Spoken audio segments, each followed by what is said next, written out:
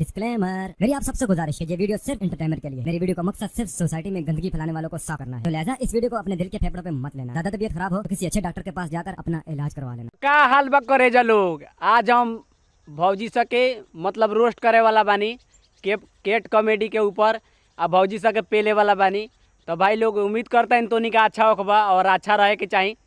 तो भाई लोग ये वीडियो सिर्फ मनोरंजन खातिर बा, ना दिल पर ना गाँड पर ना लाड़ पर कहीं ना लिया लोग, और हंस के भूल जाइए लोग और इन्जॉय करिए लोग यार। और भाई लोग वीडियो अच्छा लगी तो लाइक सब्सक्राइब करिए यार प्लीज़ भाई, बहुत मेहनत लागेला यार वीडियो बनाए में। तो भाई लोग नो बकचोदी बिना कोनो लाड़ वाला सुन के वीडियो स्टार्ट करल जाओ। चलो हाँ भाजी केगा देबू हो पिछोड़ा से दे यार पिछोड़ा तो चला ना पिछोड़े में दे देखा तारो लोग भाई लोग के कहता छोटका सरवनन की भूटवा कि केंग देबू हो।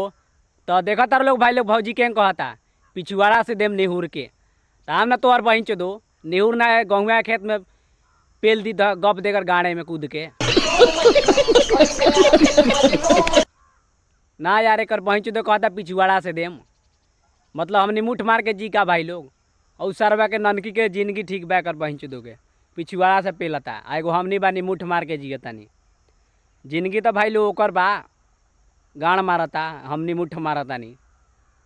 ए भगवान कहाँ बड़ा हो, उठाना ला हमनी के लाड़ चाटे खातिर नीचे छोड़ ले बड़ा। कल पढ़े गए तो कितना हम मन कर दिल रहे, अच्छा बोला इबरा ना गनी हां।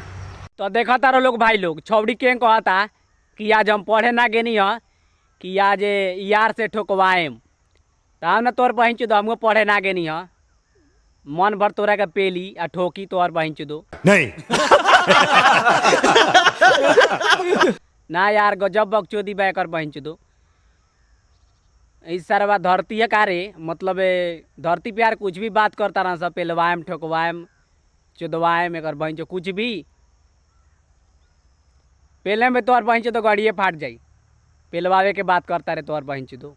आम ना है सरसों गेहूँ के खेत बा तोर बहिन दो हमको पढ़े ना गेनी ह पेली तोर बहिन दो फ्री टाइम में। कल पढ़े गए तो कितना हम मन कर दिल रहे, अच्छा बोला इबरा ना गनी हां।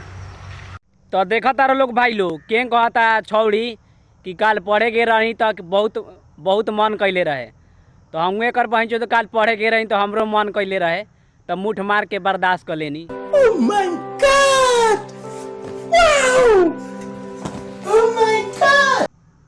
ना यार कुछ भी एक बहिन तो बकचोदी पेलता यार, कौन बात भेल। अरे बाप रे ए यार लहे लहे कर यार। तो देखा तारो लोग भाई लोग के कहता भौजी झड़िया में एक बहिन दो कम ठोका हो ई यार। अरे तोरी बहिन दो भाई लोग जिंदगी बताओगे सारवा ननकी के एक बहिन दो माल ठोकता झाड़ी में लेके गाड़ी में झाड़ी में पेलता एक बहिन दो हमनी बानी मुठ मार के जियतानी। मतलब हमनियों के सरवा जिंदगी बा यार, मुठ मार के जियतानी आ उ सरवा माल पेलता झाड़ी में गाड़ मारता ओकर हमनी मुठ मारतानी। गजब बकचोदी लहे लहे कर यार, धीरे धीरे सरकावा ना कद्दू खाता का माल। तो देखा तारो लोग भाई लोग के कहता भौजी कि लाहे लाहे कर यार। अरे तोरी बहिन दो पेलवावे के बेरिया तो कहबे कि चला होने पेला बसवारी में, आ जब पेला था तो कहता रही कि लाहे लाहे कर यार।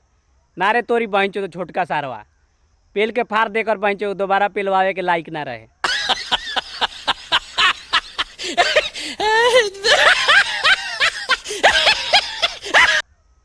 हाँ यार पेलवावे के बेरिया कर बहिन तो कौनो कहला पेल, आ जब पेलबा तो कही कि लाहे लाहे पेल, तो पेल के फाड़ देकर बहिन पेलवावे के दोबारा लायक ना रहे। पेला भैया पेला गड़वा फाड़ दो कर। एक बहिन चुदो कहाँ के जानवर आयल बड़न सर, एक बहिन चुदो कुछ भी बकचोदी करता रन स। पेलवाइबू का भौजी आवा ना गहूँ बा पेल दी ना, एक बहिन चुदो कुछ भी बकचोदी। तो बस भाई लोग आज बकचोदी ज़्यादा हो गई बा, तो भाई लोग कहल चाहतनी कि वीडियो के लाइक और सब्सक्राइब करिए और सपोर्ट करो हमरा के यार। आ तोनी के देखनी है भाई कि ये वीडियो पर मतलब केप कॉमेडी पर ज़्यादा लाइक और भी मिलता व्यूज। तो भाई लोग यही पर वीडियो बनैनी है। तो भाई लोग ये वीडियो पर ज़्यादा कमेंट और लाइक करो लोग पेल के और भाई लोग जात जात कहतानी कि चैनलवा सब्सक्राइब कर लिया। और एक बहन तो का कहीं हो, मतलब एक बहन कुछ भी बकचोदी करता ना सा, पेला पेली के एक बहन दो एगो हमनी बानी मुठ मारतानी। तो भाई लोग ज़्यादा बकचोदी ना करें, जात जात कहतानी चैनलवा सब्सक्राइब कर लिया और सपोर्ट करा हमरा के यार, लाइक सब्सक्राइब करा यार, हाथ दुखा जाला यार, मेहनत बहुत लागेला वीडियो बनावे में। तो कहल चाहतानी भाई लोग ओकनी के कि सरवा मतलब भगवानों भी भेज के ओकनी के धरती पर गलती कैले बड़न सा।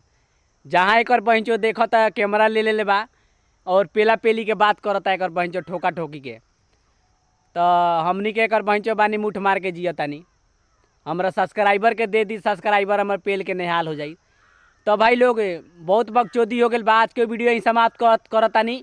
और जात जात कहता चैनलवा सब्सक्राइब कर लिया और लाइक सब्सक्राइब पेल दिया, अब बेल आइकनवा के वॉल में सेलेक्ट कर दिया, मतलब दबा दिया। चाहे ईंटा से दबावा चाहे लंड से दबावा, मतलब ओकरा के सब्सक्राइब कर लिया। और भाई लोग कॉल चाहता नहीं कि का कही यार, कुछ याद पड़ता। तो बस भाई लोग आज के मजदूरी यहीं ख़त्म करता नहीं।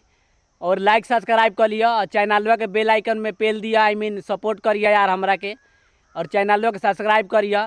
बस भाई लोग बाय गान ना यार, कुछ ना कहे तो निका हमारा सब्सक्राइबर हवा, सपोर्ट करा यार प्लीज़ भाई।